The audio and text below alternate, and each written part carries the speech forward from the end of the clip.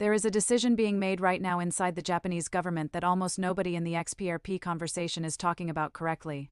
And I want to be very precise about why this matters, because when you understand what this decision actually does to the demand equation for XPRP, you will see something that most people are completely missing. I'm your name, and around here we talk wealth. Nothing I share is financial advice. Please do your own research, like this video, and subscribe if you haven't already. And before we go any further, I want you to drop something in the comments for me right now. Did you know that Japanese investors bought more XPRP than any other nation on Earth, more than $21.7 billion worth in a single 12-month window, not under ideal conditions, but under one of the most punishing crypto tax regimes in the entire developed world? Yes or no? Because that number is about to change in a very significant way, and the people who understand why this specific moment is different are the ones who will look back and recognize what was happening right in front of them. So let me start with a question that I think reframes this entire conversation. When an asset already dominates a major country's market under the worst possible tax conditions, what happens to demand when those tax conditions are completely transformed overnight? That is not a hypothetical question. That is exactly what Japan is doing right now. And I want you to stay with me through this, because there are layers here that build on each other, and by the time we get to the end, you are going to see a picture that most retail investors have never had assembled for them in one place. Here is the foundation you need to understand first. Japan has been taxing crypto gains as what they call miscellaneous income. Under that classification, combined taxation has been able to push effective rates as high as 55%, a 45% national tax plus a 10% municipal tax for top earners. Think about what that actually means in real terms. A Tokyo-based trader making 5 million yen in gains would have had to pay around 2.75 million yen in taxes under the new system that drops to around 1 million yen. That is not a small adjustment, that is not a minor tweak. That is the government taking back 2.75 million yen from every investor and cutting that number by more than half. That is extra capital that does not disappear, it gets reinvested. Now here is the decision Japan is making. Under Japan's 2026 tax reform plan, profits from certain crypto investments will be taxed at a flat 20%, a sharp drop from the current rates that can climb as high as 55%. The proposed flat tax aligns crypto profits with equities and investment trusts, creating a level playing field for the first time. And this is not the only change. Another meaningful shift is the introduction of a 3-year loss carry-forward system starting in 2026. Investors will be able to offset future gains with past crypto losses, a feature long available in equity markets but completely absent from crypto until now. And on top of that, the law also permits investment trusts that include cryptocurrencies, which coincides with Japan's first XPRP exchange-traded fund launch and authorities' plan to introduce 2 additional ETFs offering exposure to selected crypto assets. Now let me slow down here, because I want you to truly understand what this combination of changes actually does, not just for crypto broadly, but specifically for XPRP in Japan. These are 3 completely different levers being pulled at the same time. The tax cut removes the financial penalty that has been suppressing participation.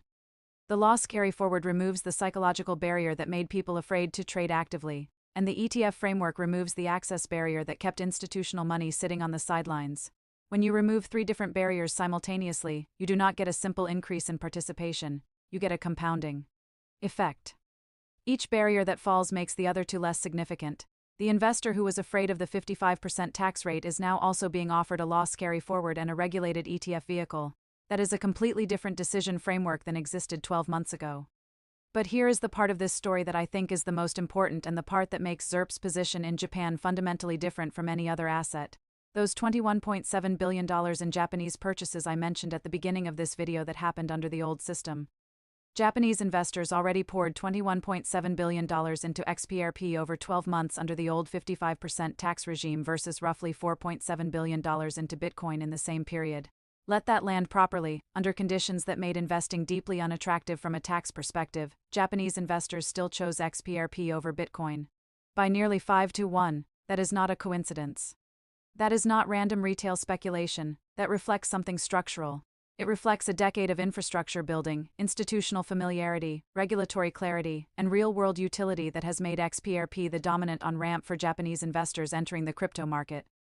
So when the tax environment now dramatically improves, when that 55% barrier drops to 20%, the question is not whether demand grows.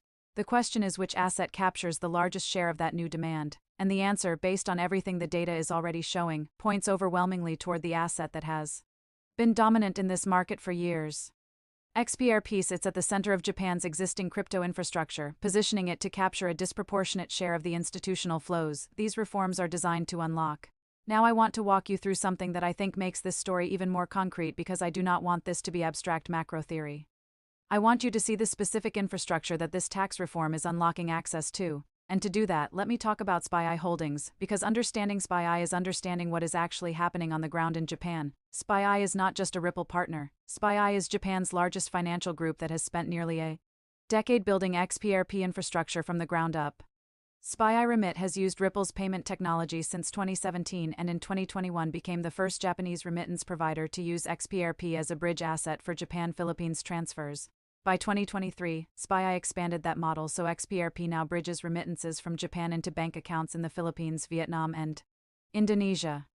This is real money moving in real time across real borders through XRP rails, and it has been happening for years while most people were watching the price chart.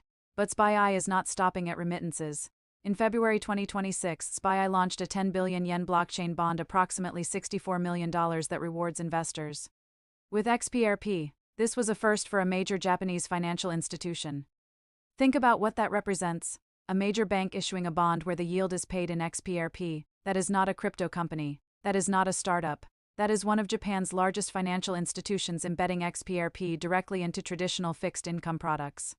And SPY's earnings materials outlined plans for Japan's first dual-asset crypto ETF, pairing Bitcoin and XRP, aiming to launch upon regulatory approval in anticipation of the FA's reclassification of crypto as a financial product. When Japan's largest bank files to launch an XRP ETF on the Tokyo Stock Exchange, that is not a speculative bet. That is a calculated institutional move based on a decade of infrastructure development and a clear rate of where Japan's regulatory direction is heading.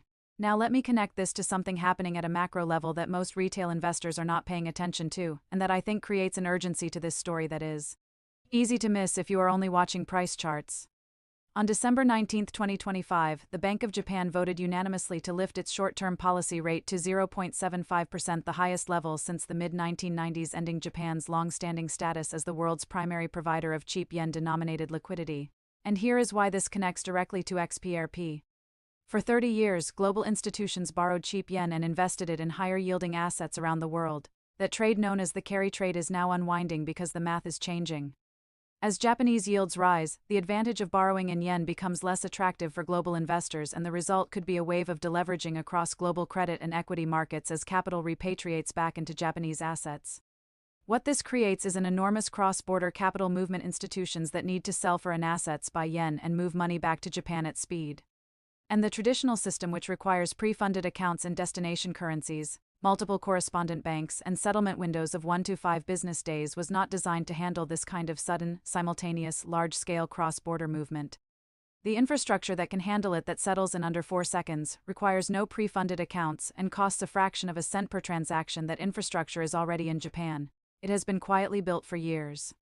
And now, at the exact moment when carry trade pressure is creating urgency around cross-border capital movement, the same country that houses that infrastructure is simultaneously removing its tax barriers, launching its first XRP ETFs, issuing XRP-linked bonds, and declaring 2026 its digital year. These things are not happening in isolation. They are happening at the same time in the same country, pointing at the same infrastructure. Now let me give you the full picture of what I think makes this moment genuinely different from other moments in this story. Most XRP narratives are built around one catalyst: a court decision, a regulatory announcement, a partnership deal. Each of those is a single event with a single impact. What is happening in Japan right now is not a single catalyst. It is a policy architecture, a set of interconnected decisions by a government and its financial system that collectively transform the conditions for XRP adoption at a structural level. Japan's finance minister stood at the Tokyo Stock Exchange and declared 2026 a digital year, pointing to us spot Bitcoin ETFs as a model and framing traditional exchanges as the primary gateway for investors to access crypto assets and ETF-like products. That statement was not made in a crypto conference. It was made at the Tokyo Stock Exchange. When a finance minister makes that kind of statement at that kind of venue, it signals to every institutional allocator in Japan that the regulatory direction is settled and the question is no longer whether to participate but how. And the answer to how in Japan runs directly through the infrastructure that has been quietly built around XRP for a decade. Now, I also want to be honest with you about what this is not, because intellectual honesty always matters more than a compelling headline. The tax reform takes effect in late 2026 or early 2027, not immediately. The new tax rules will not be fully implemented until late 2026 or early 2027, and ETF products like the Bitcoin XRP fund still need regulatory approval.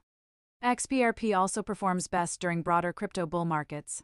The carry trade unwind is gradual, not a single event, and institutional adoption, even with every barrier removed, still happens in phases. The first phase is awareness, the second phase is positioning, the third phase is deployment. Japan is moving from Phase 1 to Phase 2 right now, and Phase 3 full-scale deployment of institutional capital into an asset that dominates the market through regulated ETFs under a fair tax regime that is the event that changes the demand equation permanently. What I want you to carry away from this video is a framework, not a price prediction. The framework is this. Japan has been XRP's most important market for years, and it has been that market under the most hostile possible tax conditions. Now those conditions are being transformed not incrementally but systematically across multiple dimensions at the same time. The tax barrier is being cut by more than half. The law carry forward gives investors the tools to manage risk properly. The ETF framework opens institutional access through channels that were previously unavailable. The carry trade unwind creates urgent demand for fast, cheap cross-border settlement, and the decade of infrastructure built by SPY and Ripple means that when the institutional capital finally moves, it has somewhere ready to go. The people who understand this before it becomes a headline are the ones positioned at a cost basis that reflects today's price, not tomorrow's reality. On-chain data shows whales now accumulating more than 11 million XRP per day, with whale flow at a 10-month high. These are not retail traders making emotional decisions. These are large holders building positions based on a thesis that the market has not yet fully priced. That is the signal that matters most to me. My own approach has always been simple dollar cost average into a well-researched thesis and make sure the structure is in place before the catalyst arrives. Because when capital starts moving through these rails at scale, when the tax reform unlocks the institutional capital that has been sitting on the sidelines, when the ETFs go live on the Tokyo Stock Exchange, the cost basis window that exists right now will close. That is why I hold my XRP inside a Roth IRA through interest capital so that every dollar of appreciation is structured tax-free from day one, not figured out after the fact when the gain has already happened. Lust is also available there now, Ripple's own stablecoin, operating inside the same ecosystem. The link is in the description. And there is a $100 bonus when you fund the account. The bigger conversation: how much of your portfolio belongs in this specific thesis, what your personal exit framework looks like, how to size a position relative to your timeline and risk tolerance. That is the work we do inside my community every single week. I am live with my members. We build real plans together, with accountability and with education, because freedom is not just about owning the right asset. It is about having the right structure around that asset so that when it moves, your life actually changes. Japan's crypto tax reform is not a footnote. It is not a minor regulatory update that you process in 30 seconds and move on from. It is a structural transformation of the conditions that govern participation in the world's largest XRP market happening right now in real time, with a government that has publicly committed to its direction. The infrastructure is already there. The institutions are already positioned. The whale accumulation is already happening. And the policy architecture that unlocks the next wave of demand is already being built. As always, stay wise, stay wealthy, and I will see you in the next video.